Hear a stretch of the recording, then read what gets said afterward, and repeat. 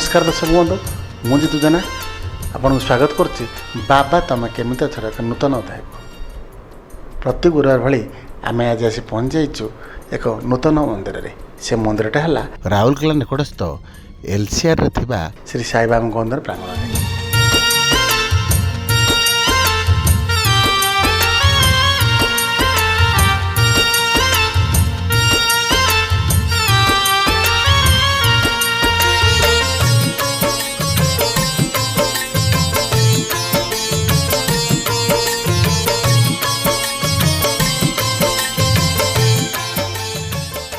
तेज आसतु यार पूजक महाशय मंदिर कर्मकर्ता एवं भक्त मान को बुझे ना बाबा आमर केमती अच्छा तमे सबुठी अछ पाखे पाखे रहिछ हेले भक्तर हृदय धीर बुझिबाकु बाबा तुमरी खबर केमिति अच्छा। श्रीनिवास नायक एटा आमर छेंड कॉलोनी रो फास्ट एलसीआर कॉलोनी रो फास्ट फेज रो आज वार्षिक उत्सव होची तारिणी मांकर तत्संगे संगे आम ये मंदिर भितर साई बाबा मंदिर रही एवं हनुमान मंदिर रही शिव मंदिर रही ये सब मंदिर आज होची वार्षिक उत्सवर उद्यापन दिवस तेणु साई बाबांकर भक्त हिसाब रे आमे बहुत मानु एवं आमर जहाँ भी मनस्कामना रही ता भी मध्य पूर्ण हुए। तेणु ये जो मंदिर कार्यक्रम एठी जो भाई माने अच्छी एवं जो आयोजन कराई शांति श्रृंखला सहित आज उद्यापन उत्सव हवाक जाउची। तेणुकरी मु आपण मानक धन्यवाद देवी बड़ श्रृंखलित भाव में आज कार्यक्रमटी आमर संपादित होईची एवं संध्यारे आमर पूर्णाहुति हब एवं से पूर्णाहुति समय सरिबा समय चारु अन्न वितरण करा जिवो। एई भली भाव में प्रति वर्ष आम प्रोग्राम टी करि चलचु। साई बाबांकर कृपारू आमे सबु बेले ही चाहूँ जे उत्तर उत्तर आमर कमिटीर उन्नति हो एवं लोक मैंने आसतु। हाँ तारिणी माँ कृपारू आमे मध्य समस्ते ही भलरे अच्छु तेणु मुझे धन्यवाद दूची। बाबा तमे केमिति अछ बाबा तमे केमिति अछ बाबा तमे केमिति अछ बाबा तमे केमिति अछ।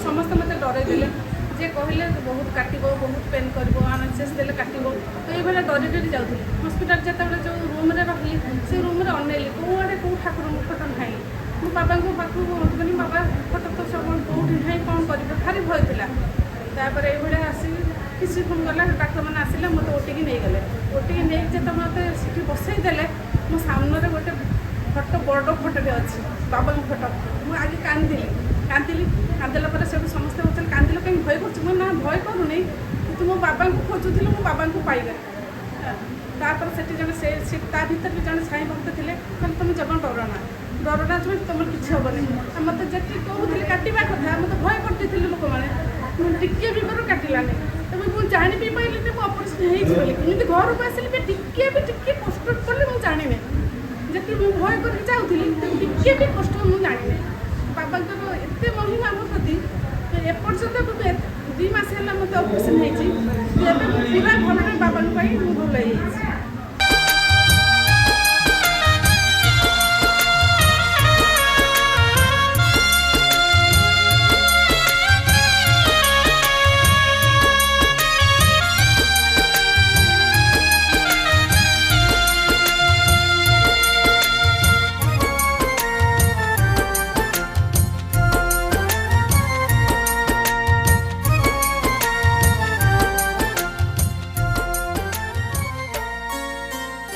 ମୁଁ ହେଉଛି ସୁରେନ୍ଦ୍ର କୁମାର ସାହୁ। ଏ ଅନୁଷ୍ଠାନର ମୁଁ ଜଣେ ବିଶିଷ୍ଟ କର୍ମକର୍ତ୍ତା। ଦୀର୍ଘ ବର୍ଷ ଧରି ଏଇଥିରେ କାମ କରୁଛି, ମାଆଙ୍କର ସେବା କରୁଛି। ସାଇବାବାଙ୍କର ବି କୃପାରୁ ଯାହା ଶୃଙ୍ଖଳାରେ କାମ ସବୁ ଚାଲିଛି। ଆଜିକି 3 ଦିନ ହେଲା ଆମ ପୀଠରେ এই ମାଆଙ୍କ ପ୍ରାଙ୍ଗଣରେ ତାଙ୍କର ବାର୍ଷିକ ଉତ୍ସବ ଚାଲିଛି। ଆଜି ହେଉଛି ତାଙ୍କର ତୃତୀୟ ଦିବସ। ଏହା ସହିତ ତାଙ୍କର ମାଆଙ୍କର ଚଣ୍ଡୀପାଠ, ଷୋଡ଼ଶ ଉପଚାରରେ ପୂଜାପାଠ ଚାଲିଛି। ବିଶିଷ୍ଟ ନନାମାନେ ଆସିକି ଏଠିକି ଆମ ସହିତ ଯୋଗ ଦେଇଛନ୍ତି। ମାଆଙ୍କର ଆଜି ହେଉଛି ଅନ୍ତିମ ଦିବସ। ତାଙ୍କର ବାର୍ଷିକ ଉତ୍ସବର ଆଜି ହେଉଛି ଉଦ୍ଯାପନୀ ଉତ୍ସବ। ଜାଣିଛି ମୁଁ ତୁମେ ସଞ୍ଜ ତୁମେ ପୁଣି ସକାଳ, ତୁମ ଇଙ୍ଗିତରେ ଚାଲେ ଏ ସଂସାର ସକଳ। ମୋ ନାଁ ହେଲା ଆନନ୍ଦ ଚନ୍ଦ୍ର ପୁଥାଳ। ମୁଁ 2016 ମସିହା କତରୁ ବାବାଙ୍କ ଶରଣରେ ସମାହିତ। ଦୁର୍ଗା ପୂଜା ଥାଏ ଅକ୍ଟୋବର ମାସ, ଆଉ 16 ମସିହାରେ ମୁଁ ବାବାଙ୍କ ପାଖକୁ ଯାଇଥିଲି ଶିରିଡି ସାହି। ମୁଁ କେବେ ଜାଣିନଥିଲି ଶିରିଡି ସାହି ସତ୍ୟ ସାହି କ'ଣ, ମୁଁ କିଛି ଜାଣିନଥିଲି। ମାନେ ଆମେ 14 ଜଣ ପାଖାପାଖି ବାବାଙ୍କ ପାଖରେ ମୁଁ ପହଞ୍ଚିଥିଲି। ଯାଇକି ରାତି ହେଇଯାଇଥାଏ, ହୋଟେଲ ପାଇନଥାଉ, ମାନେ ସକାଳ ହେଇଯାଇଥିଲା। ତାପରେ ବାବାଙ୍କ ଆଶ୍ରମରେ ରହିଲୁ। ରହିସାରିଲା ପରେ ଗାଧା ଫାଧା ସାରି ବାବାଙ୍କ ପାଖକୁ ଦର୍ଶନ ପାଇଁ ଆମେ ଯାଇଥିଲି। ବାବାଙ୍କ ଦର୍ଶନ କଲା ପରେ ମୁଁ ଯେତେବେଳେ ଗୁରୁ ସ୍ନାନ ବୁଲିଥିଲି, ଲିମ୍ବ ଗଛ ମୂଳେ ବୁଲିଥିଲି 3 ଟାଇମ୍। 2 ଘୋଡ଼ା ଲିମ୍ବ ଗଛ ମୂଳେ ବୁଲି ସାରିଲା ପରେ ମୁଁ ବାବା କହିଲି, ବାବା ଆସିଥିଲି କ'ଣ ଏଠି ମୁଁ ଖାଲି ହାତରେ ଫେରିକି ଯିବି? ବାବା ମୁଁ ସେଇଠୁ ମାନେ ବାବାଙ୍କର ଗୋଟେ ଏତେ ମାନେ ଲିମ୍ବ ପତ୍ର ଆମ ମଥାରେ ହିଁ ପଡ଼ିଥିଲା, କଞ୍ଚା ଲିମ୍ବ ପତ୍ର। ମୁଁ ସେଇଠି ଜାଣିଥିଲି ସାଇ ବାବା ହିଁ ପ୍ରକୃତରେ ଅଛନ୍ତି। ମନ ଭିତରେ ଜାଗ୍ରତରେ ସବୁ କ୍ଷେତ୍ରରେ ମୁଁ ବାବାଙ୍କ କତିରେ ରହି ଆସିଛି। 16 ମସିହା କତିରେ ଥରେ ଗଲା। 25 ମସିହା ଥାଏ ନୂଆ ବର୍ଷ, ଡିସେମ୍ବର 24 ମାନେ ହଠାତ୍ ମୋ ମିସେସ୍ର ଦେହ ଖରାପ ହେଲା।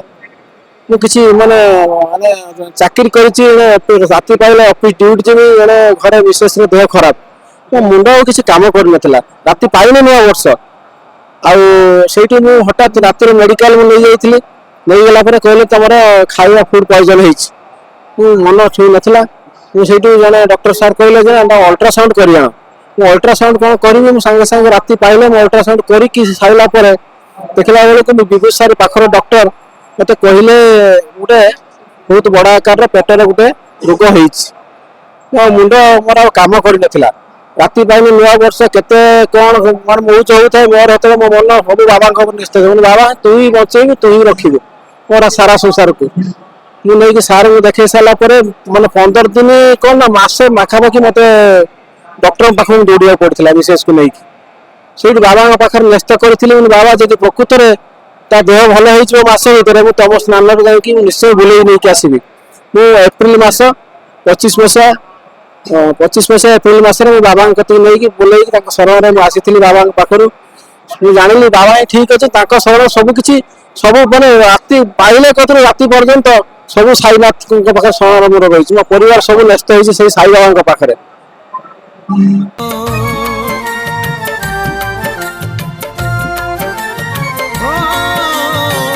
ତୁମ ଇଚ୍ଛା ବିନା ବାବା ଫୁଲଟେ ବି ଫୁଟେନି, ତୁମେ ନ ଚାହିଁଲେ ଝରଣାରେ ପାଣି ଛୁଟେନି।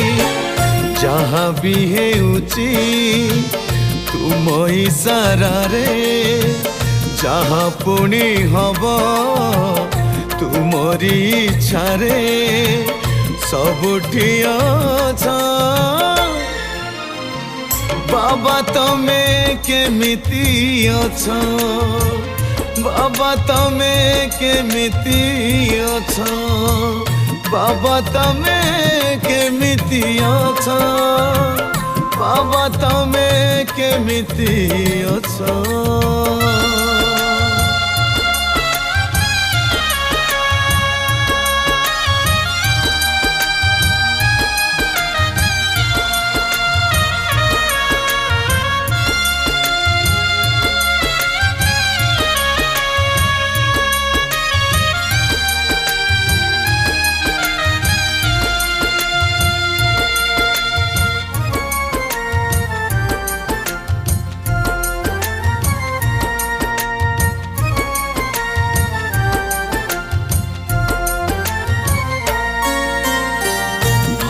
तार मन टिके हुए खाली उछान बाबा खबर मने करबाकू मंथन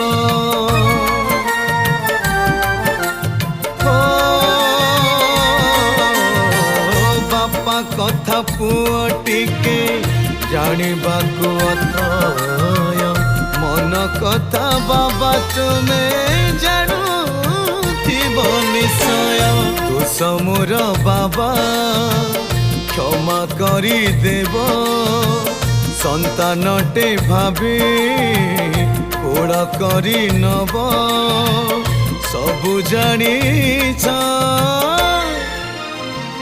बाबा तमे केमिति अछ बाबा तमे केमिति अछ बाबा तमे केमिति अछ बाबा तमे केमिति अछ केमिति अछ केमिति अछ केमिति अछ।